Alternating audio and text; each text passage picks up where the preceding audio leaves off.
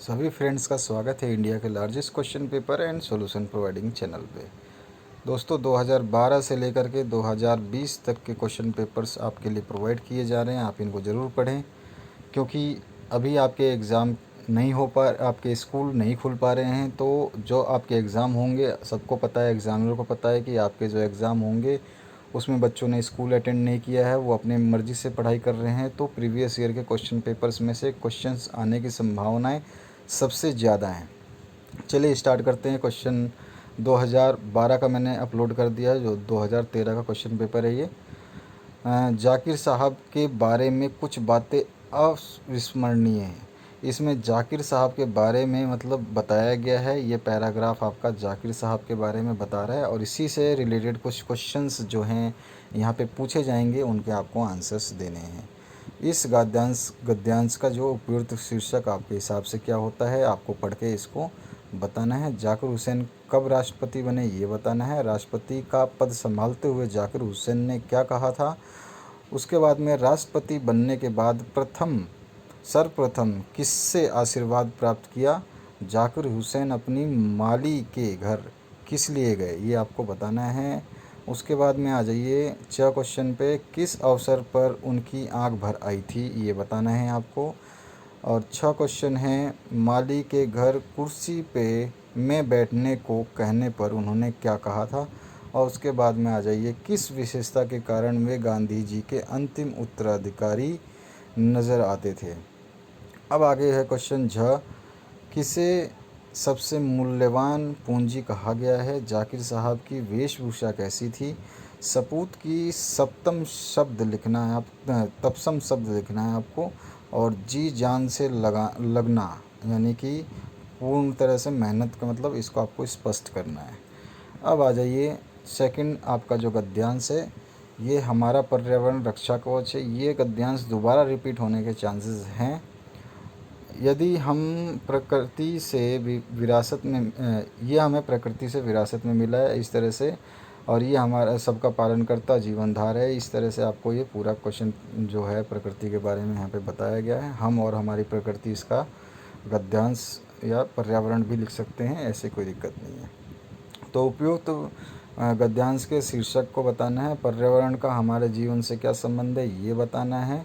उसके बाद में पेड़ लगाने को हमारी संस्कृति में क्या माना गया है, और पर्यावरण प्रदूषण को कैसे रोका जा सकता है। पर्यावरण प्रदूषण कितने प्रकार के और कौन कौन से हैं, ये 2017 में भी ये पैराग्राफ रिपीट हो चुका है, याद रखें आप। और हवा के बाद हमारी दूसरी आवश्यकता क्या है, वो ऑक्सीजन है। प्राणायु बोलते हैं उसको, ऑक्सीजन को। और इसके बाद में हवा के बाद में ये तो आपको मौसम चक्र बिगड़ने के पर पर्यावरण पे क्या प्रभाव पड़ता है, तो इस पे जीने के लाले पड़ जाएंगे। इस तरह का आपको जब ये गद्यांश पढ़ेंगे तो आपको पता चल जाएगा। ख पोर्शन में आ जाइए। दिए गए बिंदु के आधार पर संकेतों के हिसाब से आपको 200 शब्दों में निबंध लिखने हैं। मेरे जीवन का लक्ष्य, भ्रष्टाचार की समस्या।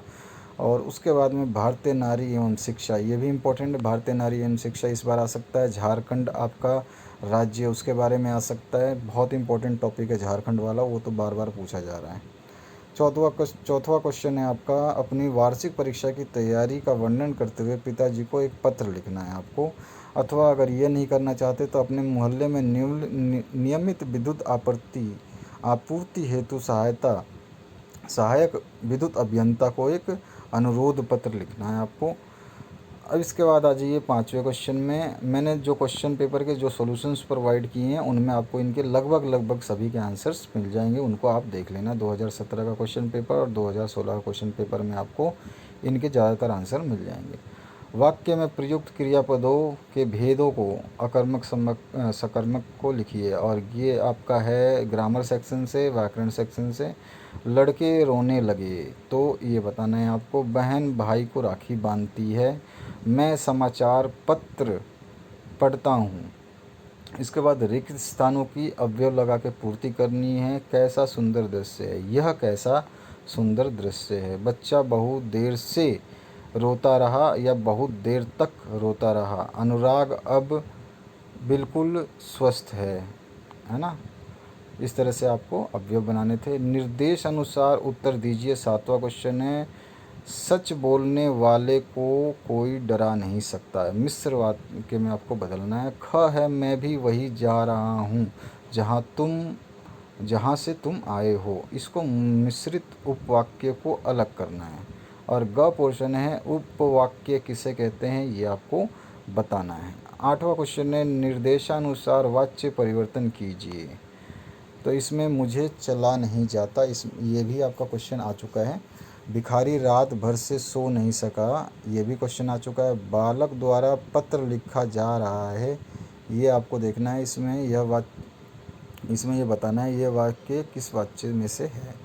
9वां क्वेश्चन है धर्माधर्म का समास विग्रह आपको करना है। और ख है प्रतिदिन कौन सा समास है ये बताना है। और ग पोर्शन है कनक के दो विभिन्न आपको रूप लिखने हैं। खंड ख में आ जाइए। इसमें लिखा हुआ है आपका 10वां क्वेश्चन निम्नलिखित काव्यांश को पढ़ करके, ये आपके खंड ख है जो उत्तर आपके बुक में से आता है। तो निम्नलिखित काव्यांश को पढ़कर पूछे गए प्रश्नों के आपके उत्तर देने हैं। विकल विकल उन्मन थे उन्मन, ये क्वेश्चन भी आपका 2017 में पूछा जा चुका है। इसके बाद में जो इसके प्रश्न पूछे गए हैं वो है कवि और कविता का नाम लिखना है। कौन विकल और अनमने थे और क्यों ये बताना था आपको। यहाँ निर्दोष किसे कहा गया है ये आपको बताना है। उसके बाद इस पाठ्यांश में किन किन शब्दों की पुनरुक्ति हुई है ये बताना है। अथवा में भी फिर आ गया यश है या ना वैभव है, मन है ना रमाया है।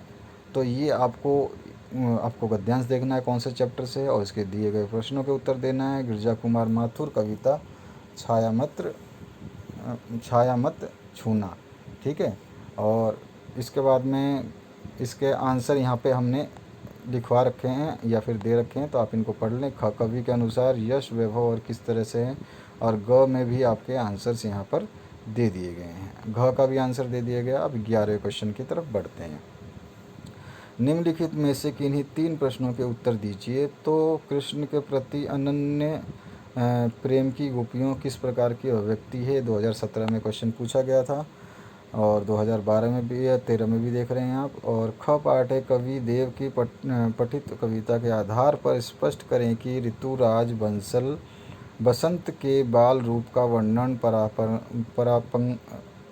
परंपरागत वसंत वर्णन से किस प्रकार भिन्न है, आपको ये बताना है। ग है माँ को अपनी बेटी अंतिम पूंजी क्यों लग रही थी, लिखिए।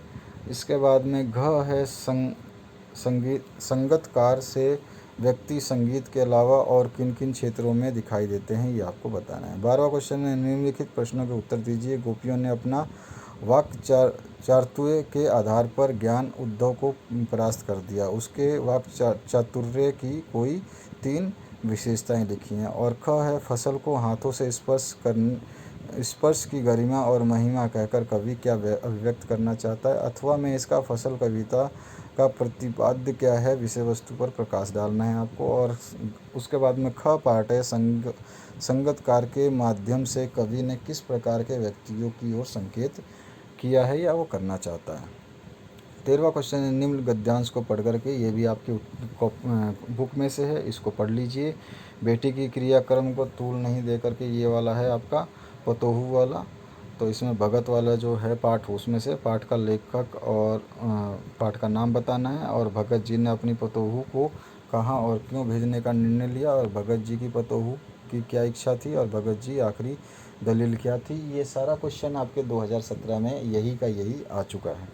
संस्कृति के नाम से जिस कूड़े करकट के ढेर का बोध होता है, ये भी आपके पाठ से ही है, तो आप इसको पढ़ लें। और इसके दिए गए क्वेश्चंस जो हैं, पाठ का नाम और लेखक का नाम बताना है। मानव संस्कृति में कौन सी चीज़ स्थायी और क्यों, क्षण क्षण परिवर्तन द्वारा लेखक ने क्या कहना चाहता है और ये क्या कहा है। और प्रज्ञा और मैत्री का अर्थ आपको बताना है।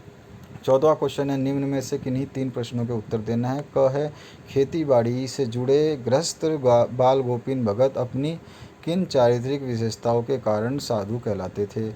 इसके बाद में लेखक की नवाब साहब के किन हाव भाव से महसूस हुआ कि वे उनके बातचीत करने के लिए तनिक भी उत्सुक नहीं हैं। और ग है फादर फुल्के ने सन्यासी की परंपरागत छवि से अलग एक नई छवि प्रस्तुत की। कैसे वो लिखना है आपको। च है लेखिका मन्नू के व्यक्तित्व पर किन किन व्यक्तियों का किस प्रकार रूप से प्रभाव पड़ा है, ये आपको बताना है। 15 क्वेश्चन है, निम्नलिखित प्रश्नों को उत्तर दीजिए। लखनवी अंदाज पाठ का क्या संदेश है, ये क्वेश्चन भी बार बार रिपीट हुआ है। काशी में हो रहे कौन कौन से परिवर्तन बिस्मिल्लाह खान को व्यतीत करते थे, ये आपको बताना है। अथवा में इसके बाद में है, तब की शिक्षा प्रणाली और अब की शिक्षा प्रणाली में क्या अंतर है, स्पष्ट करना है। ये भी क्वेश्चन रिपीट हो चुका है। ख है, वो लंगड़ा क्या जाएगा फौज में, पागल है पागल, यह कथन किसने और किससे कहा, ये आपको बताना है। ये इंपॉर्टेंट है, रिपीट हो सकता है। माता का आंचल पाठ में माता पिता का बच्चे के प्रति जो वात्सल्य व्यक्त हुआ है उसे अपने शब्दों में आपको लिखना है। अथवा में पठित जो यात्रा वृंदांत में लेखिका के द्वारा हिमालय के जिन जिन रूपों का चित्रण हुआ है उन्हें अपने शब्दों में आपको लिखना है। इसके बाद में अब आ जाइए नीचे। इस यात्रा वृत्तांत में लेखिका ने हिमालय के निम्नलिखित रूपों का चित्रण किया है, तो इसके आंसर देने थे तो यहाँ पे दिया नहीं है।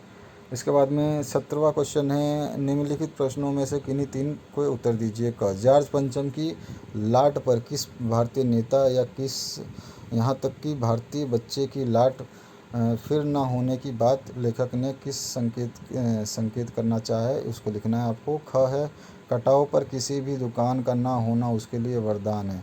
कैसे, ये लिखना है आपको। इसका PDF लिंक आपको डिस्क्रिप्शन में मिल जाएगा, वहाँ से आप चाहें तो इसको डाउनलोड भी कर सकते हैं या फिर आप डायरेक्ट अपनी बुक में टिक मार्क कर सकते हैं इन क्वेश्चंस को। दुलारी का जो टूब है उससे पहली बार परिचय कहाँ हुआ था, किस रूप में हुआ था, ये आपको बताना है। लेखक अज्ञे ने अपने आप को हिरोशिमा के विस्फोट का वक्ता कब और किस तरह से महसूस किया, ये भी 2017 में पूछा जा चुका है, तो आपको ये क्वेश्चन भी तैयार कर लेना है। दोस्तों, ये वीडियो पूरा देखने के लिए आपका बहुत बहुत धन्यवाद। बने रहें इस चैनल के साथ में, दोस्तों के साथ शेयर कर दें ताकि उनकी भी हेल्प हो पाए, और खूब पढ़ें आप मन लगा के और टेंशन फ्री होकर के इस चैनल से हेल्प लें। यहाँ पर आपको फुल फैसिलिटी मिलेगी, फुल आपके लिए स्टडी मटेरियल मिलेगा। जो जो स्टूडेंट हमारे साथ जुड़े, चाहे वो MP बोर्ड से हों, UP बोर्ड से हों या RBSC बोर्ड से हों, CBSE, सभी स्टूडेंट का कमेंट आता है, हमें अच्छा लगता है कि उनको इस चैनल से काफ़ी हेल्प होता है। तो ये वीडियो देखने के लिए आपका बहुत बहुत धन्यवाद। Thank you very much. बने रहें इस चैनल के साथ में।